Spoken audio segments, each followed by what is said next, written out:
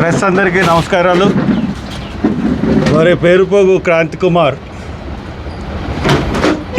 పేరుపోగు వెంకటేశ్వర గారి కుమారుడు ఈరోజు ఈ నెల 21వ తారీఖున ఆయన చనిపోవడం జరిగింది.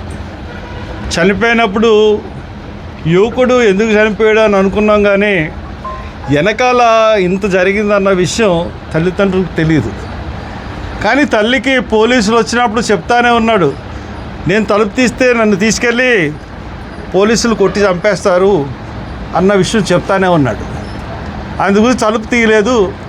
మళ్ళీ వస్తారు పోలీసులు, మళ్ళీ వచ్చి నన్ను తీసుకెళ్ళి ఖచ్చితంగా, ఎందుకంటే 3 నెలల నుంచి ఆ నరకం అనుభవిస్తున్నాడు క్రాంతి కుమార్.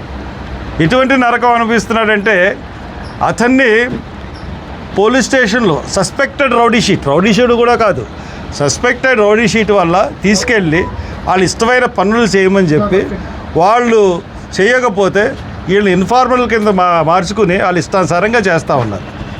అది చేయలేదన్న ఉద్దేశంతో దారుణంగా పోలీస్ స్టేషన్లో వేలాడదీసి కొట్టడం, ఇంక ఈ నరకయాత్ర నేను తట్టుకోలేను, ఈ దెబ్బలు నేను తట్టుకోలేను అన్న ఉద్దేశంతో ఇంకా ఆ రోజు 27వ తారీఖున డిసైడ్ అయ్యి మళ్ళీ పోలీసులు వస్తారు. అప్పుడు పోలీసులు వెళ్తే అన్నారంట, నన్ను చంపేస్తారు మీరు అంటే, నువ్వు వచ్చినా చంపేస్తావు, రాకపోయినా చంపేస్తావు అన్న మాట దృష్టిలో పెట్టుకుని అతను పురుగుల మందు తాగి, ఆ వీడియో పురుగుల మందు తాగుతున్న వీడియో, సూసైడల్ వీడియో అతను సెల్ఫ్గా తీసుకుని అతను చనిపోయిన తర్వాత మామూలుగా అంత్యక్రియలు ముగిసిపోయినాయి. తెలీదు, కుటుంబానికి తెలీదు ఇలాగ పురుగుల మందు తాగి చనిపోయాడు, లేదంటే ఇలా వీడియో తీసుకున్నాడని తెలియదు. తర్వాత తెలిసింది, ఫోన్ చెక్ చేసినప్పుడు కానీ లేకపోతే ఫ్రెండ్స్ చెప్పినప్పుడు కానీ తెలిసిన తర్వాత తండ్రి ఇమీడియట్గా రియాక్ట్ అయ్యి న్యాయం కావాలని చెప్పారు. ఈ రోజున దళిత సంఘాలన్నీ కలిసి పోలీస్ కమిషనర్ గారిని కలిసి వీళ్ళు అడుగుతున్నది పెద్ద కోరిక ఏం కాదు. వీళ్ళు అడుగుతున్న కోరికే ఈ SC/ST అట్రాసిటీస్ చట్టాన్ని దాన్ని చేర్చండి. ఈ కేసులో సస్పెక్టెడ్గా అతను ఖచ్చితంగా CI పేరే చెప్పాడు. దాంట్లో సూసైడల్ వాగ్మూలంలో తను చెప్పాడు. కాబట్టి CI మీద, ఆయన మీద ఆ సెక్షన్ పెట్టి మరణానికి కారకుడైన వ్యక్తిగా CIని చూపించి SC/ST అట్రాసిటీ చట్టాన్ని, ఎందుకంటే అతనితో బాత్రూమ్లు కడిగించారంట, అతన్ని ఎరా చెప్పులు కుట్టి ఓడివి, నువ్వు చెప్పులు కుట్టడం రాదురా నీకు, బూట్లు పాలిష్ చేయించారంట పోలీస్ స్టేషన్లో. అంటే పోలీసులు ఏ రకంగా తయారంటే, మొన్న తెనాల్లో చూసాం, రౌడీ షీట్లు అని చెప్పి 4 దళిత యువకుల్ని వీధి తిప్పికొట్టారు. ఎవరికి ఇచ్చారు వీళ్ళకి అధికారాన్ని?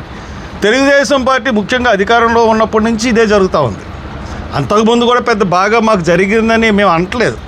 ఎరిచెర్ల కిరణ్ కుమార్ మాస్క్ పెట్టుకోలేదని కొట్టి చంపేశారు.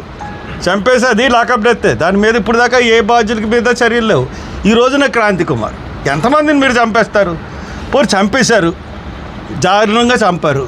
కానీ ట్రీట్మెంట్, మేము ఈ రోజున దళిత పెద్దలు అనుకున్న వాళ్ళు ఎందుకు ఇక్కడికి వచ్చామంటే, మాకు ప్రభుత్వం ఇస్తున్న ట్రీట్మెంట్, వాళ్ళు ఇస్తున్న ప్రవర్తన, ప్రభుత్వం మాతో ప్రవర్తించే ప్రవర్తన. ఇప్పుడు అబ్బాయి చనిపోయాడు, సాయి కృష్ణ చనిపోయారు. పాపం చాలా బాధాకరమైన విషయం. కానీ వాళ్ళ తల్లిని పిలుచుకున్నాడు చంద్రబాబు నాయుడు గారు, మాట్లాడారు, సముదాయించాడు, పంపారు. పేరుపోగు వెంకటేశ్వర గారు మీకు పర్సనల్గా తెలిసిన మనిషి కదా చంద్రబాబు నాయుడు గారు, మీరు ఆయన్ని పిలిపించుకున్నారా? కనీసం సముదాయించి న్యాయం చేస్తానని చెప్పారా? అంటే మీ పార్టీకి లాయల్గా ఉన్నాడు అతను, MRPSలో ఉంటూ మీకు లాయల్గా ఉన్నాడు. అటువంటి వాడికి మీరు ఇచ్చిన న్యాయం ఇది, మీ పార్టీ ఇచ్చిన న్యాయం ఇది. గుర్తుపెట్టుకోండి, ఇది మంచి పద్ధతి కాదు. మమ్మల్ని సెకండ్ గ్రేడ్ పౌరుల కింద చూస్తున్నారు.